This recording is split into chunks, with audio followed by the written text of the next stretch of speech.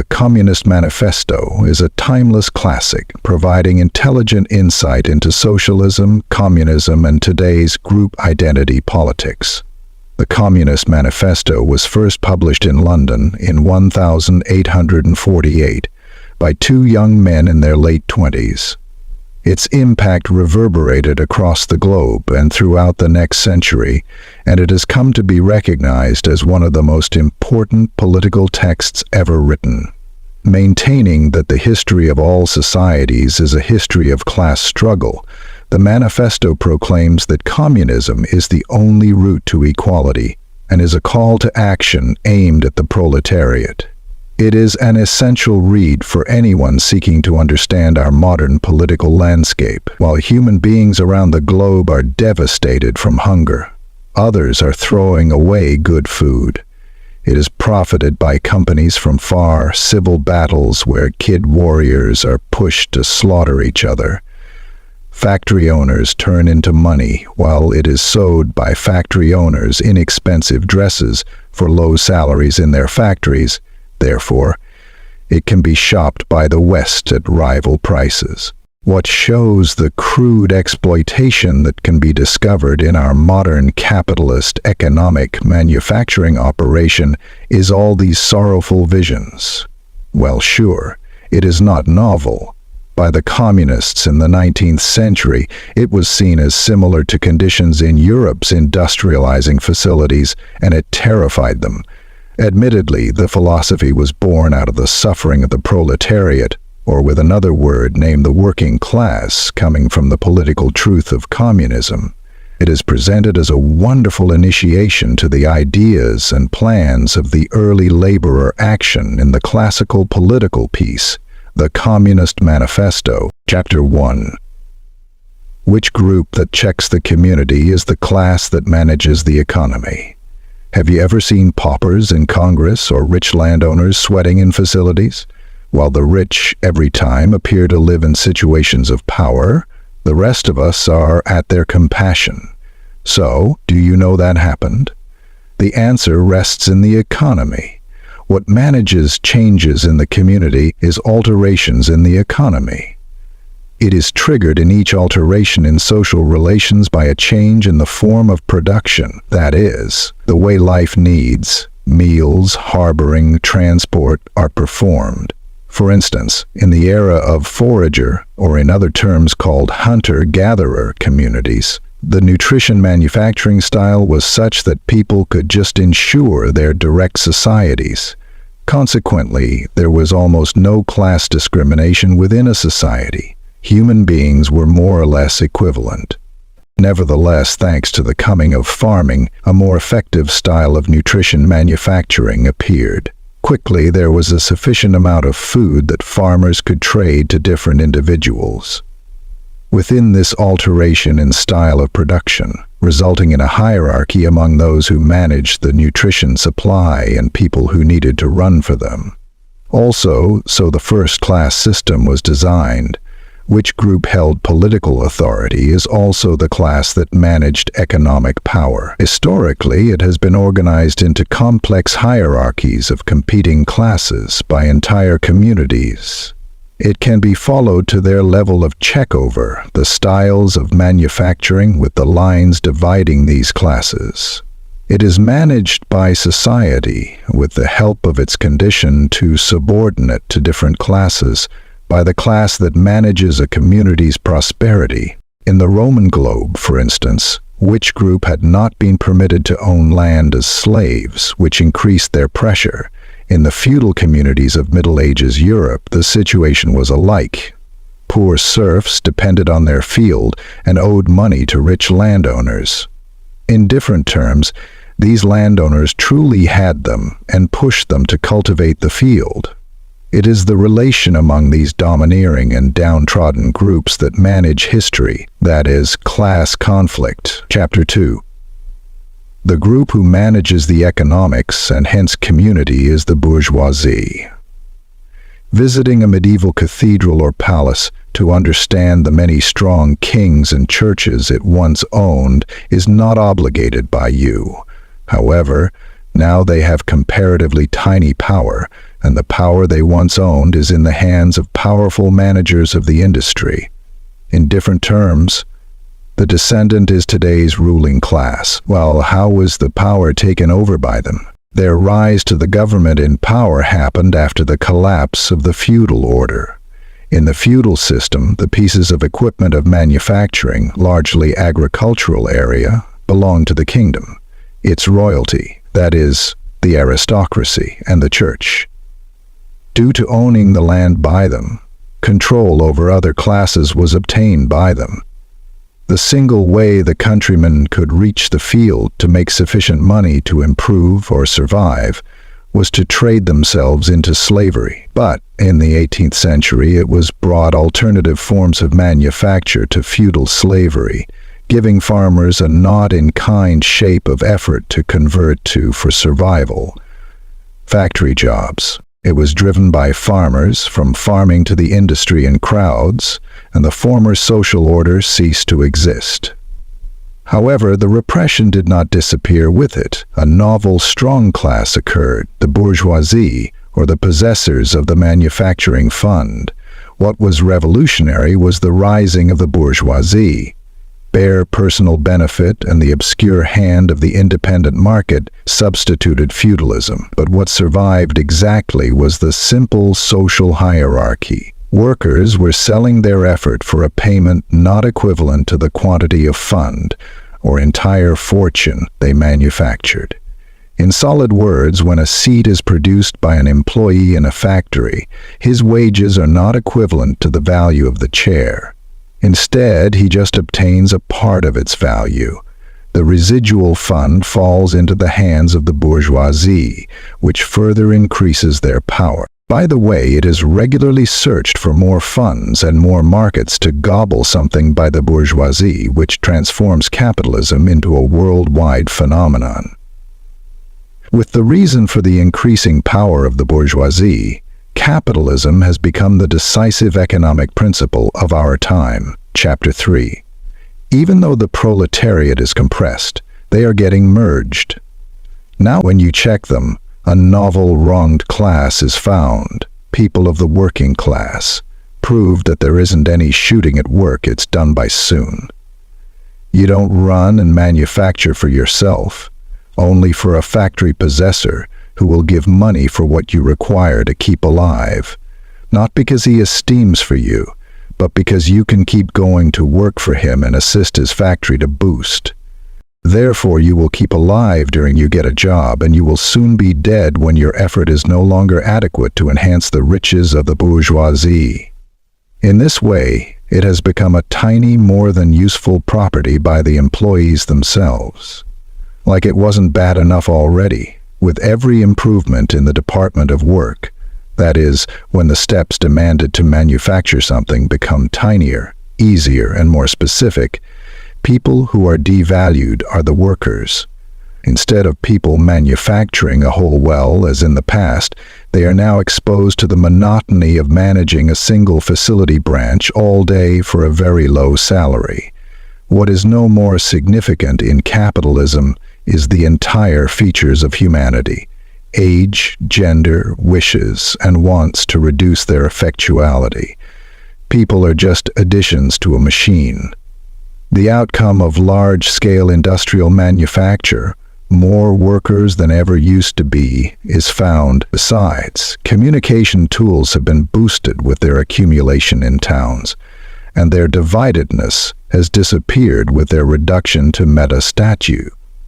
Even though competing directly with each other in words of effort and salaries pushed by workers, it was discerned by them that just together they could switch the system established by the bourgeois class. The working class is a revolutionary force, and it has been unionized together to stand together to build a more only community by the workers. It has been fought toward the bourgeoisie during the beginning of the working class by the workers. Presently, it will be discerned by the capitalists that they will set off their gravediggers. Chapter 4. There is a general goal of communists and the working class to prohibit special possession and demand political power. Although the anger of the employees is clear, The question leaves no answer. How can their fury and disappointment by the working class be transformed into a political action that takes about radical variety? A plan has been found for each communist. It is desired by the communists to merge the employees for a general purpose. While unions are sprouting in entire countries and industries, their networks, economic strength, and international connections are still tiny compared to the global force of the bourgeoisie. That is why the universal communists promise to symbolize the interests of the working class as a global class. It is come by these communists from proletariat parties and organizations around the globe, and take with them the comprehension of the higher view, a global working class action that exceeds state borders. And it is wanted to eliminate secret possession to bring their idea to life by the communists. It is found by many human beings to be confusing because, under capitalism, they consider that making money and special possession are the just things that prompt human beings to run. They consider that the abolition of special possession will have lethal economic outcomes, as nothing will be manufactured. However, the working class does not build any feature for itself within salary labor, the lowest wage paid to workers for securing their lacking assets, which is surely not sufficient to raise funds for themselves. It is only the bourgeoisie that takes advantage of the wealth built by salary effort, and it is this wealth that is the foundation of its rule over the working class. Essentially, it created the means of exploitation below capitalism in the working class. Hence, under the working class rule, there is no logical foundation for the ownership of human beings or special funds. The creation of funds needs a whole community, and therefore must be the property of everyone. The plans of the communists are therefore urgent and exact. The merged working class must overthrow the bourgeoisie and extort political force to distribute property again to everyone in the community. Chapter 5-10 Requests of the Universal Communists. 10 provisions must be faced to start a fair and just communist community. 1. Class discrimination is created and perpetuated by exclusionary rights to the area. 2. Hence, entire land properties and whole hires of the field will be expropriated for government aims. 2. A huge exceeding tax must be entered to ensure that fortune does not collect and save at the top. 3. What strengthens class divisions by collecting fortune in the hands of human beings who are already rich is heritage. Hence, what must be removed is the entire heritage. Rights. 4. Immigrants abroad cannot utilize their goods in their domain. For this reason, it will be seized these goods by us as well as those of those who will undermine the force of the working class. 5. The thing that exists just through their fund without committing to manufacture is credit organizations. Thus, it will be had by the state as a private monopoly on the loan through a state bank owned by the government. 6. The right that each resident should own and the community is in charge of is freedom of action. Therefore, what will be in the hands of the government is the centralizing of transport. 7. Most of our field is not utilized in adequate amount. It must be presently extended, the government-owned means of manufacture, and utilized to cultivate uncultivated land and boost the field. 8. In its current form, it is being worked for the advantage of the less by most. For this reason, everyone needs to go to jobs. Besides, industrial legions must be set particularly for farming. 9. Encourage the phasing out of the discrimination among cities and rural areas by more even spread of the population. 10. Our vita is slightly defined by the quality of our teens. Hence, teaching in state schools will be available and kids' factories will be eliminated in its available situation. Chapter 6. The thing that can simply be denied is the entire general critiques of communism. There was powerful opposition that was met with the communists' Jacobin strategy for the change of the community. However, the critiques are a double dealer and void. Some of the most general are given here. Although communism has been indicted for running opposite the family, it is not correct. Communists have been accused of denigrating conventional relatives' worth and ties since they required that kids be trained openly, not at home. However, just ridiculing can be done with criticism by us. Capitalism has triumphantly destroyed families. While mothers run 60 hours in a week, kids have become slaves in industries nearly since they can walk, and the kids just decreased to little more than goods. In communism, it is easily discussed that training is costless and uncommitted of managing class effect. It would be like you to suppose that communism was devoid of the employees of their citizens by others, but workers' country was absent at the beginning. The people who are not represented by the excellent worth and history nationalists accredited to their citizens are workers. Instead, their effort and their status as wrong titles submitted them. What communists do not own cannot be taken from the employees by them.